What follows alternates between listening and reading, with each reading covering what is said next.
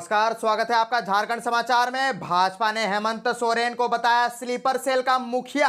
भाजपा नेता ने कई वरिष्ठ अधिकारियों को बताया भ्रष्ट। कहा मुख्यमंत्री सोरेन ने किया 77,000 करोड़ का घोटाला। तो वहीं जेएमएम प्रवक्ता सुप्रियो भट्टाचार्य का बड़ा बयान सामने आया। उन्होंने कहा कि दिल्ली का फोकस झारखंड और हेमंत सोरेन पर है, इसे कहते हैं पराजय का डर। और झारखंड के सीएम हेमंत सोरेन को ईडी का 5वां समन 4 अक्टूबर को पेश होने का निर्देश। और झारखंड के कुछ जिलों में आज भी होगी बारिश। मौसम विभाग ने जारी किया येलो अलर्ट। वज्रपात को लेकर के सतर्क रहने की चेतावनी। तो वहीं करम विसर्जन के दौरान डूबकर 5 बच्चियों की मौत। धनबाद में 2 और चंपारण में 3 बच्चियां डूबी। तो वहीं झारखंड में भूमिहीन आदिवासियों को मिलेगा वन पट्टा। फिर से बनाई जाएंगी कमेटियां। तो अब तक की सभी बड़ी खबरों पर बात करने से पहले आपसे छोटी सी अनुरोध है कि कृपया वीडियो को एक प्यारा सा लाइक अवश्य कर दीजिएगा, क्योंकि आपका एक लाइक करना ही हमारे मेहनत का फल होता है। तो शुरुआत करते हैं आज की पहली और बड़ी खबर से।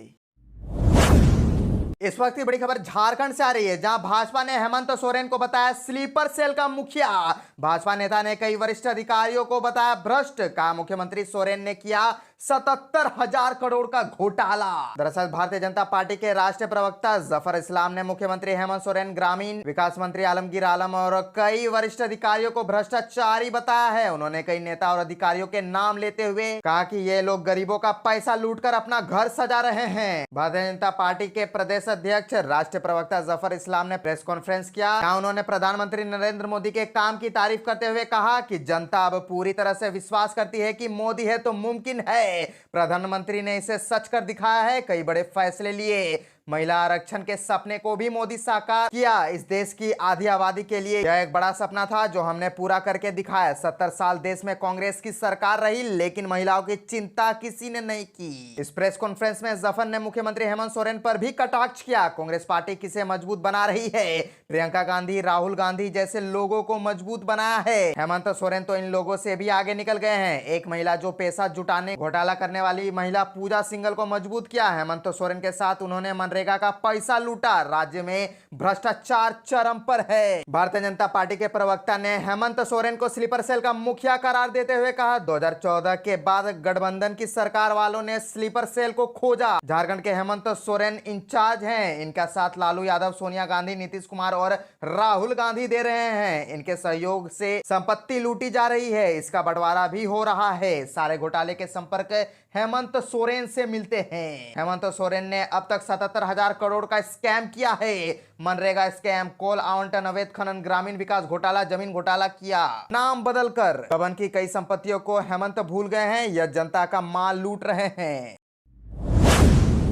जेएमएम प्रवक्ता सुप्रियो भट्टाचार्य का बड़ा बयान सामने आया। उन्होंने कहा कि दिल्ली का फोकस झारखंड और हेमंत सोरेन पर है, इसे कहते हैं पराजय का डर। दरअसल जेएमएम के महासचिव सुप्रियो भट्टाचार्य ने भाजपा प्रदेश अध्यक्ष बाबूलाल मरांडी पर कहा कि सीएम हेमंत सोरेन को लेकर उनका बयान अनर्गल है। एक स्थापित सीएम को लेकर विस्थापित सीएम का कुछ कहना सही नहीं। भाजपा पर वार करते हुए उन्होंने कहा कि आजकल भारतीय जनता पार्टी ने नेता अपना पेशा बदल रहे हैं। पहले पार्टी के प्रवक्ता अपनी पार्टी की बात कहते हैं, अब लगता है कि उन्हें दोहरा दायित्व मिल गया है। वे केंद्रीय एजेंसियों के प्रवक्ता बन गए हैं। केंद्रीय एजेंसी के पास चूंकि इतने फाइल खुल गए हैं कि 2024 को टारगेट करने के लिए उनके लोग कम पड़ गए हैं। एजेंसी में अब तो आउटसोर्स भी होने लगा है। वे तय किए हैं कि सेलेक्टिव लोगों को बचाना है और सेलेक्टिव लोगों को परेशान करना है। इसके लिए कई तरह के मिथ्या तथ्यों को बड़ी बेशर्मी से के साथ पेश किया जाता है। सुप्रियो भट्टाचार्य ने कहा कि मुख्यमंत्री ने सुप्रीम कोर्ट के निर्देश पर जब यहां के उच्च न्यायालय में अपील दायर की, इसके लिए उन्होंने ऑनलाइन माध्यम का सहारा लिया। उसमें शायद कोई त्रुटि रही जिसको हाई कोर्ट ने मेंशन किया। यह सामान्य प्रक्रिया में आता है। कोर्ट उसका क्लेरिफिकेशन मांगता है तो उसका बाद में हार्ड कॉपी में स्पष्ट किया जाता है। यह सामान्य है। उन्होंने कहा कि दिल्ली का फोकस अब केवल झारखंड और हेमंत सोरेन हो गया है। इसको कहते हैं डर, इसको कहते हैं पराजय को स्वीकार करना कि हम अब राजनीतिक तौर पर तो नहीं लड़ सकते,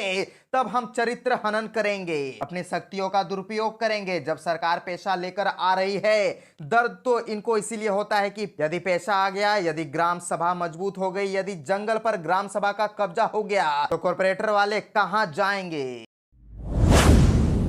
तो अब बात कर लेते हैं झारखंड के मौसम की। तो झारखंड में आज भी कई जिलों में होगी बारिश। मौसम विभाग ने जारी किया है येलो अलर्ट। वज्रपात को लेकर के सतर्क रहने की चेतावनी अभी भी जारी। झारखंड की राजधानी रांची समेत राज्य के कई हिस्सों में कल झमझमा बारिश हुई। आज भी मौसम विभाग ने बारिश की संभावना जाहिर की है। राजधानी समेत कई राज्यों में भारी बारिश की वजह से परेशानी का सामना करना पड़ रहा है। मौसम विभाग ने संभावना जाहिर की है कि अभी राज्य में कुछ दिनों तक मौसम का मिजाज ऐसे ही बना रहेगा। राज्य में 30 सितंबर तक कई जिलों में हल्के से मध्यम दर्जे की बारिश होने की संभावना है। और बता दें कि मौसम विभाग ने बारिश के मद्देनजर येलो अलर्ट भी जारी किया है। राज्य के कई हिस्सों में वज्रपात को लेकर के लोगों को सावधान रहने की अपील भी की जा रही है। झारखंड के कई हिस्सों में 30 सितंबर तक बारिश की संभावना जाहिर की है। और अब बता दें कि कल भी उत्तरी और निकटवर्ती मध्य भागों में गर्जन के साथ हल्की से मध्यम दर्जे की बारिश हो सकती है।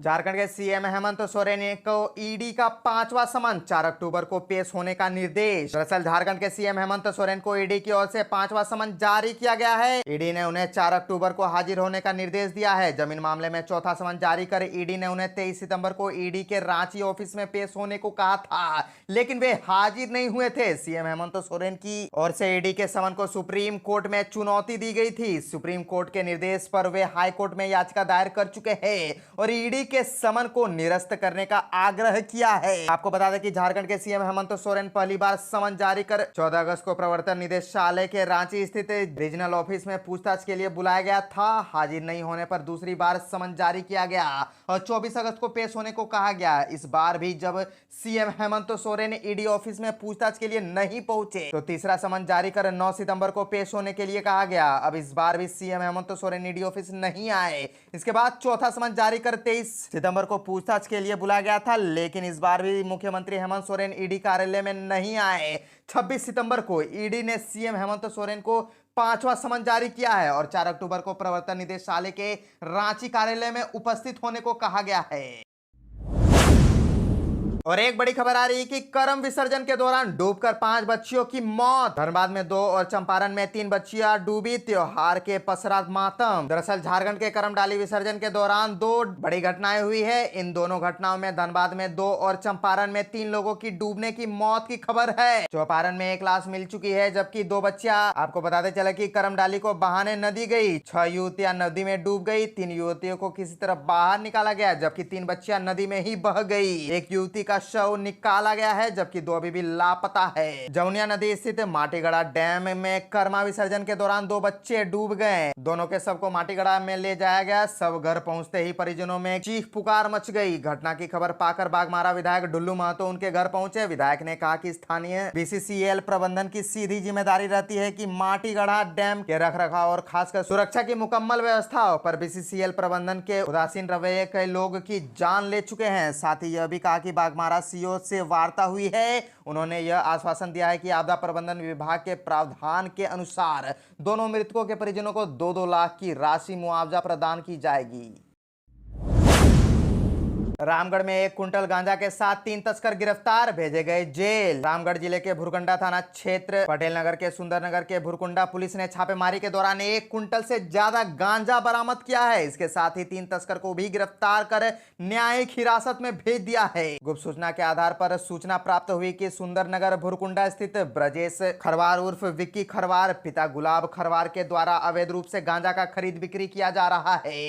इस सूचना के सत्यापन और आवश्यक कार्यवाही के लिए पदाधिकारी को सूचित करते हुए एसडीपीओ व थाना प्रभारी मयंक प्रसाद के नेतृत्व में एक पुलिस टीम का गठन किया गया, जिसमें थाना प्रभारी भुरकुंडा मयंक प्रसाद एवं एसआई अक्षय कुमार सशस्त्र बल शामिल है। आपको बता दें कि छानबीन में घर से करीब 115 किलो अवैध गांजा की बरामद किया गया है। झारखंड में भूमिहीन आदिवासियों को मिलेगा वन पट्टा, फिर से बनाई जाएंगी कमेटियां।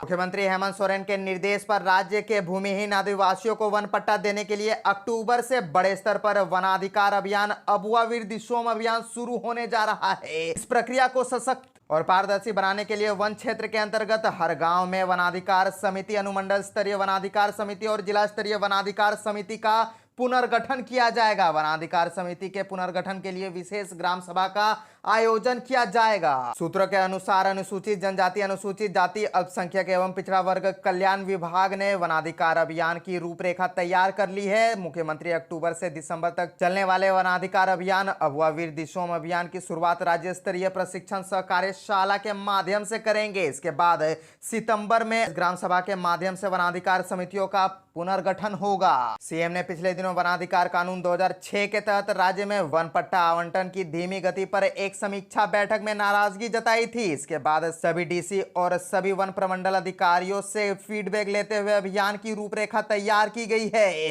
कुछ बिंदुओं और तारीखों पर अंतिम सहमति शेष है। इसी हफ्ते अभियान को अंतिम रूप देकर इसे शुरू करने की दिशा में सरकार आगे बढ़ेगी। करीब 10,000 सामुदायिक और 40,000 व्यक्तिगत वन पट्टा से संबंधित लंबित और अस्वीकार आवेदनों की समीक्षा नवंबर में की जाएगी। करीब 9,000 आवेदनों का निष्पादन किया गया है, जबकि 31,000 आवेदन अस्वीकार किए गए हैं। अक्टूबर से दिसंबर के दौरान अभियान के माध्यम से लंबित और अस्वीकार किए गए दावों की समीक्षा कर वन पट्टा दिया जाएगा, लेकिन इसके बाद भी वन पट्टा के लिए आवेदन और आवंटन की प्रक्रिया सतत रूप से चलती रहेगी। इसी के तहत वनाधिकार समितियों का पुनर्गठन की योजना बनाई गई है।